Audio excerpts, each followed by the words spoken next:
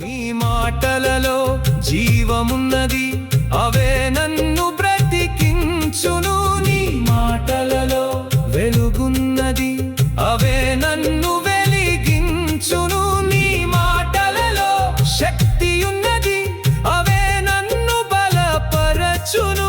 నీ మాటలలో ఆదరణ ఉన్నది. ప్రపంచము నలుమూలలకు విస్తరించిన ప్రియమైనటువంటి తెలుగు వారికి అందరికీ కూడా క్రీస్తు నామంలో శుభాభివందనాలు తెలియజేస్తున్నాను. నేటి ధ్యాన అంశము హార్వెస్ట్ అండ్ లేబరర్స్, కోత మరియు పనివారు. ఈ దగ్గర బైబిల్స్ ఉన్న ఎడల మత్తయి సువార్త 9వ అధ్యాయము 37-38 వచనాలు చదువుకుందామండి. Gospel according to Matthew chapter 9 verses 37 and 38. కోత విస్తారమే కానీ పనివారు కొద్దిగా ఉన్నారు గనుక తన కోతకు పనివారిని పంపుమని కోత యజమానుని వేడుకొనుడని తన శిష్యులతో చెప్పెను. Then said he unto his disciples, The harvest truly is plenteous, but the laborers are few. Pray ye therefore the Lord of the harvest, that he will send forth laborers into his harvest. మరి మనం చదువుకున్నటువంటి పాఠ్య భాగంలో మనం గమనించినట్లయితే harvest, కోతకాల పండుగ అని చెప్పి మనం చేసుకుంటున్నాం. హార్వెస్ట్ ఫెస్టివల్, కోత పిల్లలారా అంటే ఉద్దేశంతో నిండినటువంటి సమయము, ఒక పర్పస్ఫుల్ ఈవెంట్. ఆత్మలను సమకూర్చటానికి, అవసరాలను మరి అనుగుణంగా సేవ చేయటానికి, దేవుని కార్యాన్ని నెరవేర్చడానికి ఉన్నటువంటి ఒక మంచి అవకాశం పిల్లలారా. హార్వెస్ట్ ఈజ్ ప్లెంటిఫుల్, కోత ఎంతో విస్తారంగా ఉంటున్నది పిల్లలారా. ఆత్మల యొక్క రక్షణ, నశించుతున్నటువంటి ఆత్మలు ఎన్నో ఉంటున్నవి, మరి ఎంతో అవసరత ఉంటున్నది. మరి పనివారు కూడా ఎంతో అవసరం ఉంటున్నది పిల్లరా. మరి ఇక్కడ పనివారు అనేటప్పుడు మరి అది దేవుని యొక్క మిషన్లో, మరి మిషన్ ఫీల్డ్ ఈస్ దేర్. అదేదో మిషన్ను చూసి మెచ్చుకోవటం కాదు, కానీ అందులో పాల్గొనటం, ప్రార్థించటము, వారి కొరకు ప్రార్థించటము, అవసరతలో unreached areas, there are so many places పిల్లరా. ఈనాడు అనేక మంది మిషనరీస్గా ఆయా ప్రాంతాలకు వెళ్ళి మరి సేవ చేస్తున్నారు, లోబడుతున్నారు, విధేయత చూపిస్తున్నారు, మరి యాక్షన్లో కార్యాచరణ చేస్తున్నారు పిల్లరా. దేవుడు మరి అటువంటి అవైలబుల్గా ఉండేటటువంటి వారి కొరకు చూస్తున్నాడు. ఇక్కడ ఈ యొక్క సందర్భం మత్తయి సువార్త 9లో చూస్తే యేసు ప్రభు ఒక పట్టణం నుంచి ఇంకొక పట్టణానికి వెళుతూ బోధిస్తూ ఆయన ఎంతో బిజీగా, దేవుడు లోకమును ఎంతో ప్రేమించి తన ప్రియ కుమారుని లోకానికి పంపాడు పిల్లరా. యేసు ప్రభు ఒక మిషనరీగా ఈ లోకానికి వచ్చినటువంటి వాడుగా మనం గమనిస్తున్నాము. ఏ ప్రాంతం కూడా ఎక్కడ అవసరత ఉంటున్నదో ఆ ప్రాంతానికి వెళ్ళటము, యేసు పట్టణాల నుంచి ఇంకొక పట్టణానికి వెళుతూ అక్కడ బోధిస్తూ, స్వస్థపరుస్తూ, దయ చూపిస్తూ, కరుణ చూపిస్తూ ఆ ప్రాంతంలో వెళ్ళి చూచినప్పుడు he saw at them and he has compassion of the, కరుణ, జాలి. అయ్యో ఇవన్నీ కూడా ఆయన ప్రజలను చూసినప్పుడు ఆయనకు నిర్లక్ష్యం కనపడలేదు, కానీ ఆయనలో అవసరత కనపడింది. ఎంత అయ్యో కాపరులు మరి మంద లేని గొర్రెలుగా ఉంటున్నారు. కాబట్టి పిల్లరా మరి ఎంతో ఆత్మీయంగా బలహీనంగా ఉన్నారు. ఇటువంటి వారికి ఎంత ఆత్మీయంగా శక్తిగా ఉన్నటువంటి వారు వెళ్ళి మరి వారిని ప్రోత్సహించాలా, వారికి శిక్షణ ఇవ్వాలా, తర్బీదు ఇవ్వాలా. Disciple training programmes, leadership training programmes, evangelistic retreats, outreaches, gospel crusades. ఈనాడు అనేక ప్రాంతాలకు వెళ్ళి పిల్లరా మరి దేవుడి ఇచ్చినటువంటి భారంతో మరి దేవుని యొక్క సేవ చేయటం అనేటటువంటిది మనము గమనిస్తున్నాం పిల్లారా. కాబట్టి 3 విషయాలు మనం ఈరోజు ధ్యానం వింటున్నాము. మొట్టమొదటిగా పంట సమృద్ధిగా ఉంది. The harvest is plentiful. పంట పిల్లారా ఎంతో కోతకు వచ్చి ఉంటున్నది. మరి దాన్ని కోసేటటువంటి వారు అవసరమై ఉంటున్నారు. మనుషులు ఆశ కోసం వెతుకుతున్నారు, బాధపడుతున్నారు. మరి ఆ యొక్క నిరీక్షణ కోసం, ఆ సువార్త కోసం పిల్లరా, ఆ పీపుల్ ఆర్ మరి ఎంతో ఆశ తపన కనపడుతుంది. దేవుడు మనకు కనిపించకపోయినా ఆయన పని చేస్తూనే ఉన్నాడు. దేవుని యొక్క ఆ యొక్క ప్రేమ, ఆయన యొక్క ప్రభావము, ఆ యొక్క ప్రసన్నత మరి ఈనాడు కూడా చూస్తున్నాము. మరి దేవుని యొక్క ప్రభావం కలిగించే అవకాశము నిజమే, ఎంతో కోత విస్తారంగా ఉంటున్నది పిల్లారా.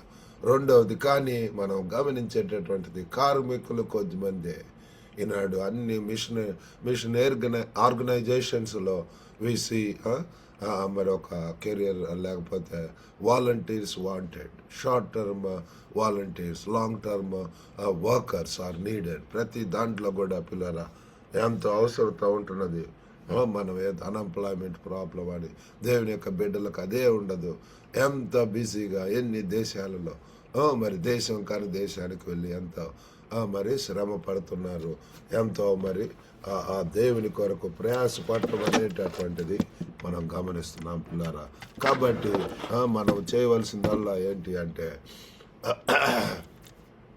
కార్మికులు ఎంతో మరి పనివారు అందరూ ముందుకు రారు పిల్లారా. ఎవరి సౌకర్యం వారు చూసుకోవటం, మరి భయము, అయ్యో అక్కడ మనం ఏం చేస్తాం పని, బిజీగా ఉండటం, ఆత్మీయ నిర్లక్ష్యత, మరి ఇవన్నీ కూడా పాల్గొనడానికి తగ్గిస్తాయి పిల్లారా. చాలామంది సేవ చేయకుండానే చూస్తూనే ఉంటున్నారు. మన చుట్టూ పరిసరాలను ఒకసారి గమనించండి. ఏది అవసరమో ఆ యొక్క దానిని చేయటానికి దేవుడు మనకు ముందుకు తీసుకెళ్తాడు.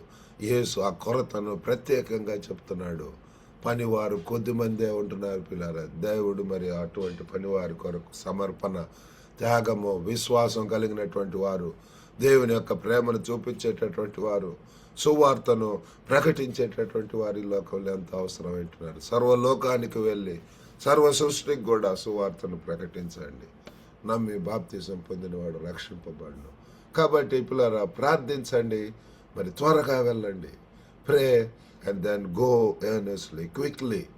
పిల్లరా, యేసు కేవలం అవగాహనకు పిలవటం ఇవ్వటం లేదు, కానీ ఎక్కువగా ప్రార్థించమని చెప్తున్నాడు. ఒకవేళ వెళ్ళలేకపోవచ్చు, కానీ మనం వారి కొరకు ఎన్నో మిషన్ ఆర్గనైజేషన్స్ కొరకు ప్రార్థించడం, మా అమ్మగారు అది నేర్పించారు పిల్లలు. ఎన్నో మిషన్ ఆర్గనైజేషన్స్ ఈనాడు ఉంటున్నాయి.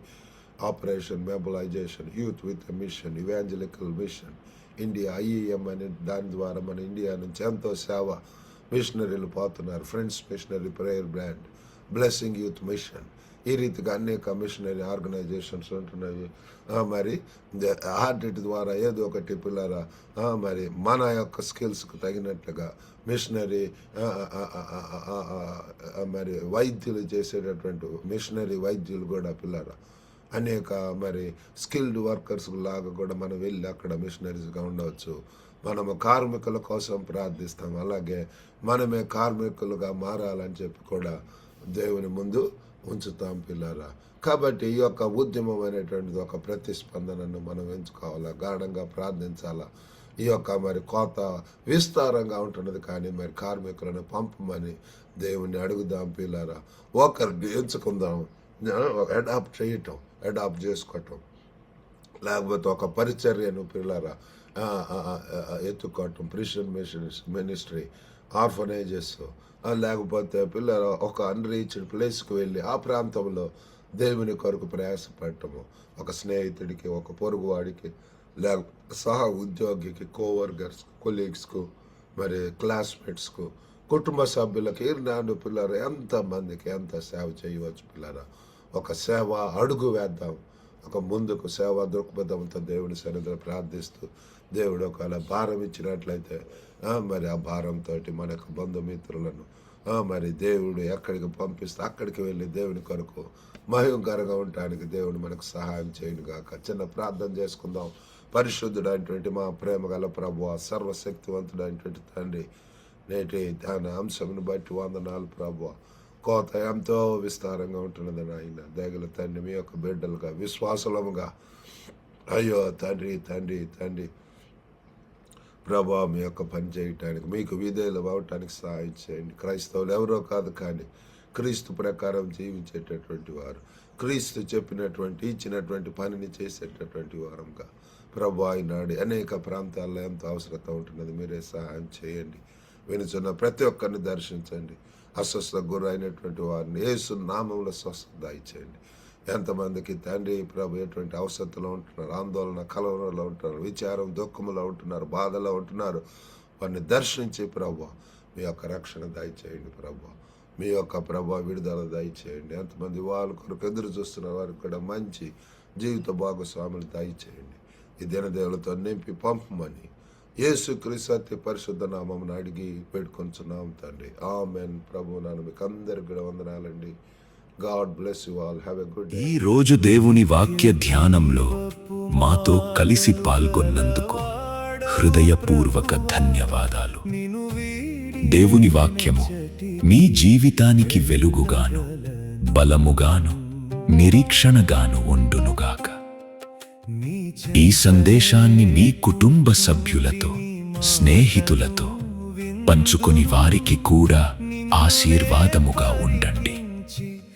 మరొక ప్రోత్సాహకరమైన దైనందిన సంక్షిప్త సందేశంతో రేపు మళ్ళీ కలుద్దాం. దేవుడు మిమ్మల్ని సమృద్ధిగా ఆశీర్వదించునుగాక.